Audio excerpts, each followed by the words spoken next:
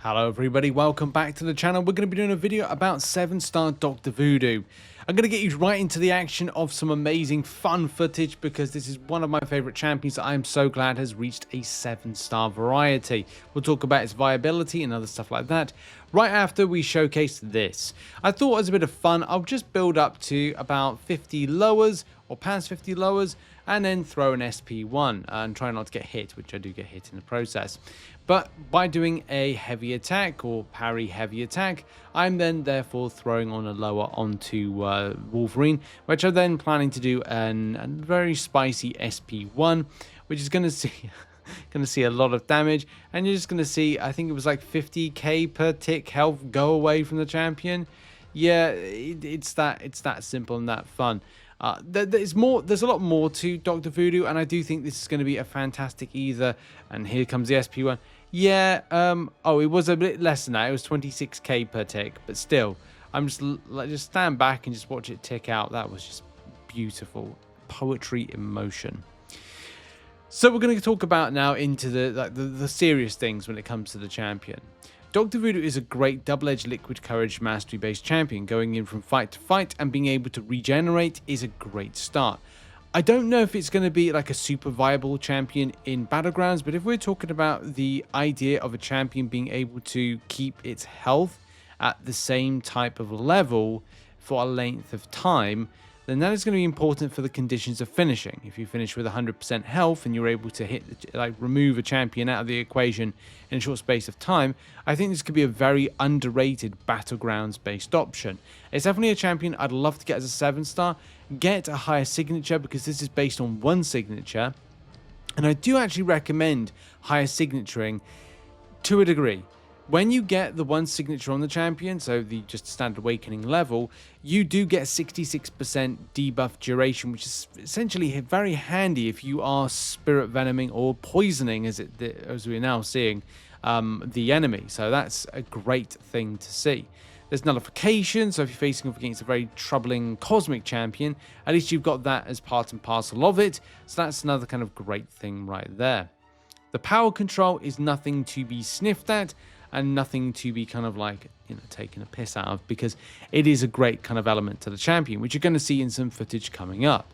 Right now, I've got the top left-hand corner. I do have the buff up at the moment. You can see I just chipped off a little bit of health, and that particular one is going to be, I'm trying to find the buff name for it. I think it's a Dambalia buff, where I'm able to chance to power steal for 2.5% of the opponent's max power. Now we're going to see that in better detail soon, but that was a good kind of like illustration there of me taking the power from the enemy. I'm still under double-edged liquid courage mastery, which of course it's not good for survivability and sustainability, and I should be throwing SP3s. However, that's nothing really to worry about, because and by the way, they can see the power control, power stealing, which makes it a great option potentially for Hyperion and other very high power building champions.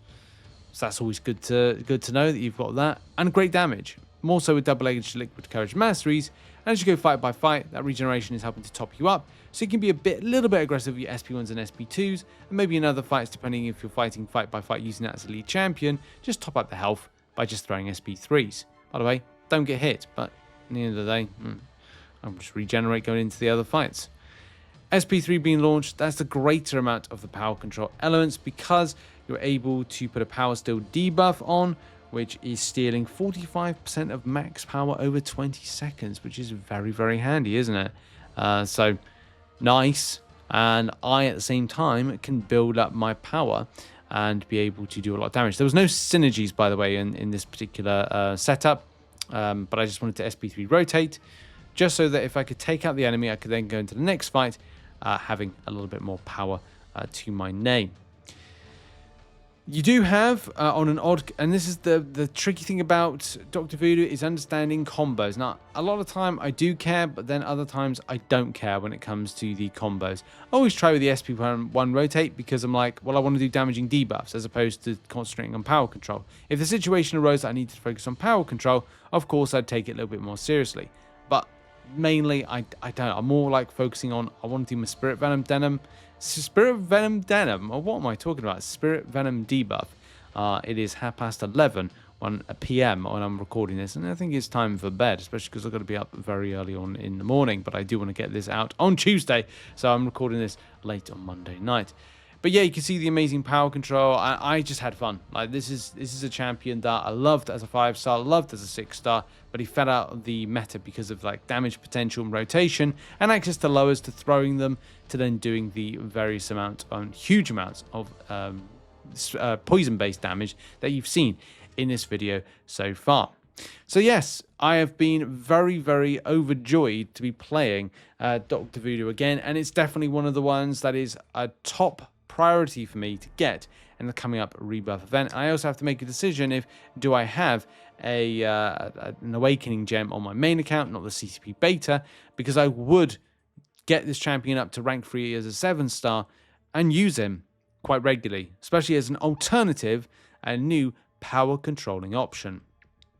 And yeah, I just had a blast. Like if there is a champion that I particularly like, I will sing about that quite a bit. So yeah, Dr. Voodoo is a 7-star. If you get a chance on the Rebirth event, go and get him because he just does some fantastic damage.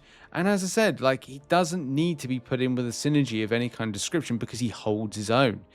Yeah, there are synergies out there for him, but I just found that like even if like doing any piece of content where you need a bit of power control, a bit of nullification, easy access to nullification, which let's face it, there's not well, there are champions out there. I just think that he is one of like in a category of he can hold his own. I did pair him with the Destroyer Relic or StatCast. I personally, because I don't have access to all the StatCasts on the CTB beta, I think there's going to be others out there that he would really benefit from. Also, I do have him on a crit rating based stat focus, but to be honest, he could go there. He could go Adrenaline if he was going into Battlegrounds more frequently. He could go into critical damage rating. On the front end, maybe you could do special damage, possibly. You choose, really, what you think is going to be best. And that's going to be it for the video. Yeah, I love this champion, and I'm so glad it's a 7-star. That's it. Appreciate it. What are your thoughts on the 7-star? And will you be choosing him on the Rebirth event? I should really do, or try to put out at some point, a tier list, but it will be very much biased to my own opinion on champions I think are worth selecting. But we'll see. We'll see. Anyway, thanks for watching. See you soon, and goodbye.